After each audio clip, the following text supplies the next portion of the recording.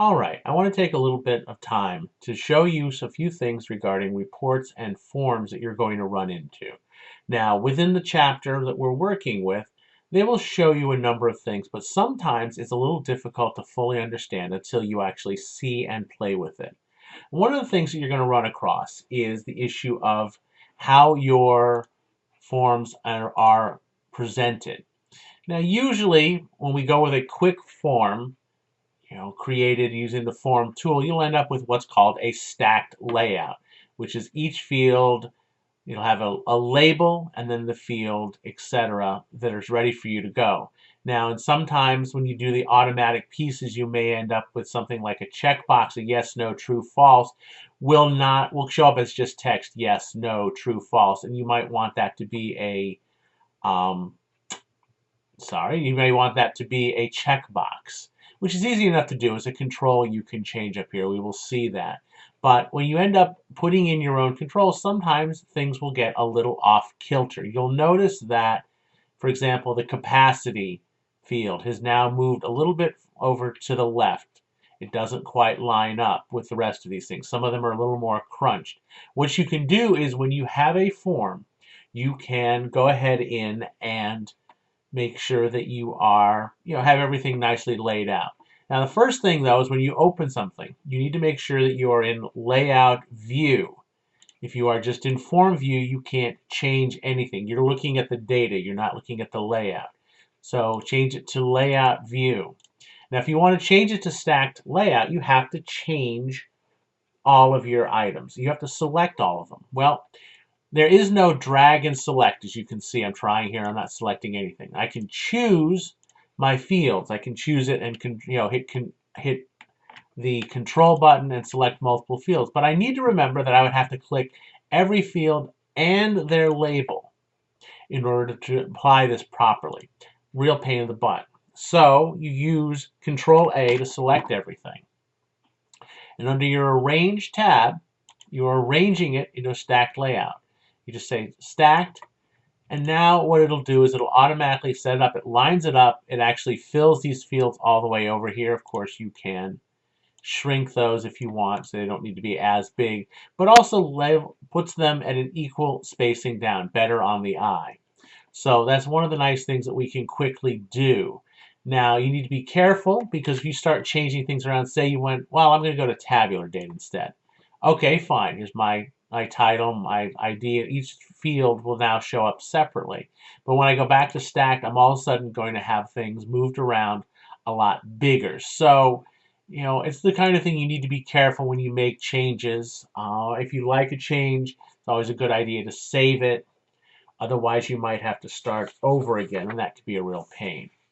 So let's look at something else here. Now, this is a field that I created, a form I created by using just the tool. I said, okay, go ahead to my presenters, exhibits with presenters, and create, or actually I think it's my presenters form, and I just went to create, and then form, and this is what was created for me. So now one of the things you're going to run across in your homework is they'll tell you something about set your width of your fields to be about half the size. This is way bigger than it needs to be. Your first reaction is going to be, well, how do I know it's half the width?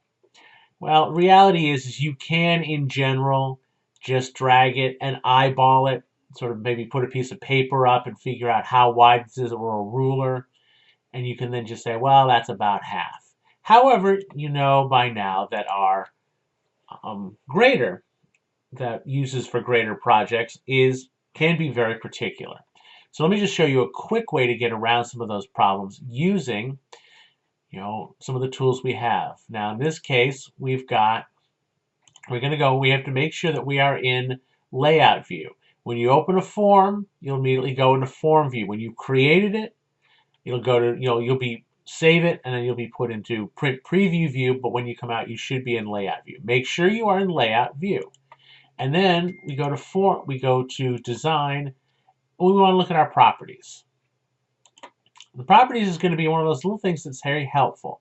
Just click on this field, presenter ID, and you'll find that Let's go to format. You'll find that you have something called width. Now you find out that the column is 6.8438 inches wide for that column, that field. All we have to do is half that. So 6.8 divided by 2 is 3.4. So we just put that, we type in 3.4 and hit enter, and our fields are now half the size. We can go ahead and close this again. We'll play with properties again when we come to a later part, but this is just a very quick way to work through that. One of the things you don't need to worry about. Now when we create a report, again, I use the report wizard to run through it and create this report. Now in your homework and in the text, you're going to see the ability to add in a new field to your report. And you can also add in being able to sort by it. Now in this case, this is the presenter's report. This is based upon exhibits with presenters. It's my exhibit title, my presenters, etc.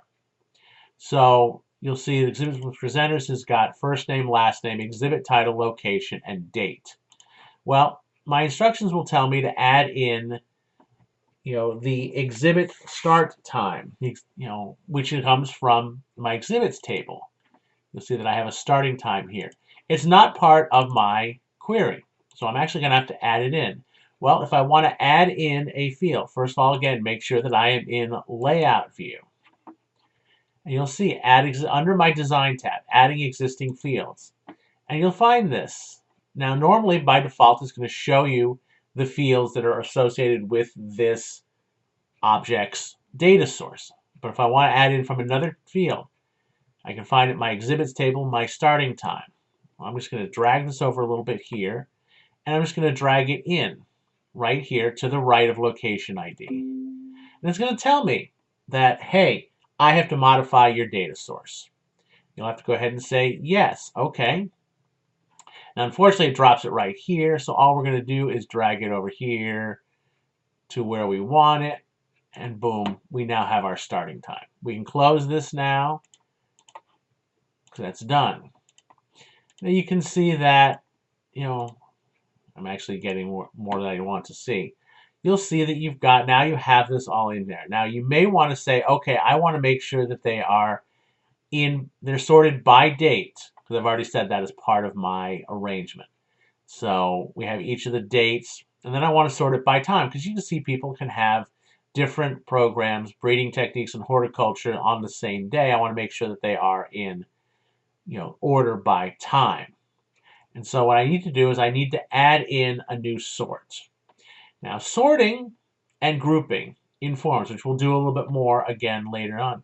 You'll find here on your Design tab, again while you are in Layout View, Group and Sort. This says it's grouping on first name, which is a result of how we did things. We group by first name and then it's grouped by last name. In this case, we're not seeing any multiple instances of the same first name, so it works out. In fact, I probably would want to change this to last name. Makes a little more sense, but now you see that when I do that, because of the way the form was set up, it's there, it's the last name, and then each of the instances there. Now, we can have it's grouped by last name. This doesn't look great, and I would change that in the actual form when I put it out, report when I put it out, to put last name and then first name, switch them around. But that's really beside the point at this point. That's which is why we did by first name, because it just grouped it a little bit better. Sort by date. Well, I want to add in time, so I'm going to go in and I'm going to add a sort. And it says, which field do I want to sort by? I want to start by starting time. Notice I've got sort by date and then sort by starting time. I can switch these around.